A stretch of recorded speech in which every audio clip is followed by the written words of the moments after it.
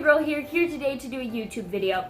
So in today's video, I'm going to be discussing a little bit of a topic just because I've been getting a ton of comments from people being like, I want this animal, but I already have this animal, and my mom and dad say no. And I want to talk about it. To be clear, you do not need a ton of pets to be seen as a pet owner in the pet community.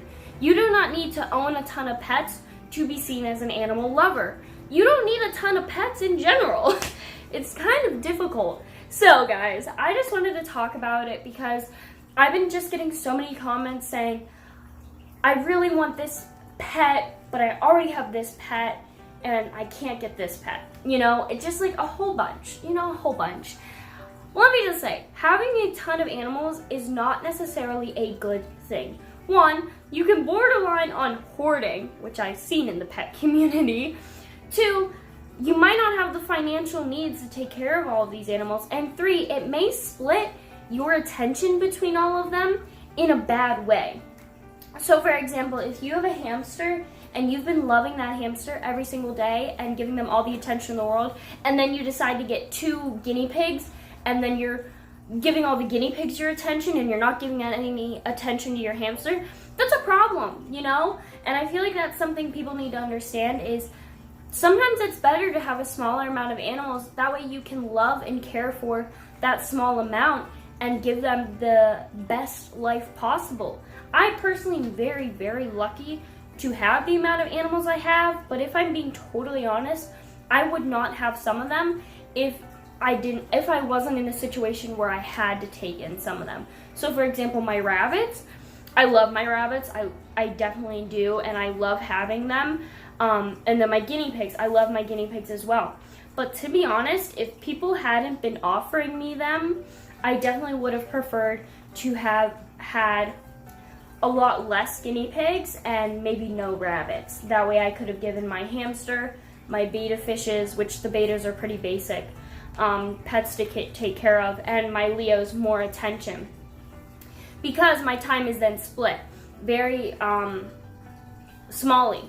Now, none of my animals are suffering because of that. Like, they're not being abused or neglected. They all are well fed, have clean cages, are enriched, but it does become harder with taming some of them. So for example, my guinea pigs, I don't really care about taming them simply because it's not something I need from them. I don't need that physical love from them, that affection that some guinea pigs give to their owners. I don't, because I don't got time to hold guinea pigs all day, every day. But on top of that, I can get that for my rabbits, stuff like that. And the other thing is, like, I haven't had as much time to tame my hamster, but she's slowly gotten used to me. But it definitely would have been accelerated if I had had more time to handle her at night. But with the combination of having a job, having this many pets, and trying to have a life outside of all of it is hard, And sometimes it's better just to have a smaller amount of pets. So let's say your mom and dad say they don't want you to get guinea pigs because you already have a hamster. Don't push it. If they clearly just do not want you to have any more pets and they are the ones mainly paying for it maybe, or they know that you won't be able to sustain it, then don't push it and focus on your hamster. Upgrade its enclosure for fun. Create new toys for it. Create obstacle courses for it. Give it the most enriching, fun life in the world. You can definitely create many ways to keep yourself happy with the amount of animals you have by giving them more enrichment and giving your attention to them. And I know, like, it's a very big thing now to have a ton of pets. It really is. Like, personally, I grew up kind of watching pet YouTube. Like, I started watching Skinny Pigs 1 whenever I was in 7th grade, and then I moved on to watching like Go Herping and Tyler Ruggie and Emma Lee Sampson, and all these people have so many animals. And I definitely did get to a point where I was like, oh my god, I want more animals, and I was researching all this stuff on animals. But at the end of the day, I definitely think it was more beneficial back whenever I only had my guinea pigs, because my guinea pigs got a lot more attention from me. Again, they are not suffering, but I definitely can see a difference in the amount of time I'm able to give all of my pets. So guys, just keep that in mind. The other thing is that these animals cost money. They aren't cheap. This past month, between all of my personal pets, I spent over $200 just in a month. So you need to also keep that in mind. It was more like $246, almost $250. Between all of my pets, that's almost $15 per pet per month.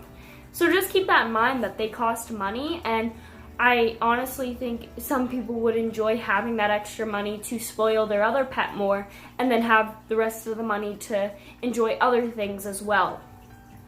Just because I do know a lot of the times whenever I get comments from people saying they want more pets, they are younger and they are children or tweens or teens, and honestly, it's a lot of work being a teenager and having a lot of pets. It is. It is quite a bit of work. That is why I personally do not know how I will manage it once I have school, work, and my pets to take care of.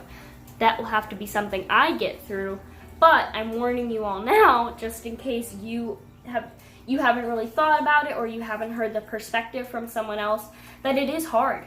Right now I'm working pretty much full time.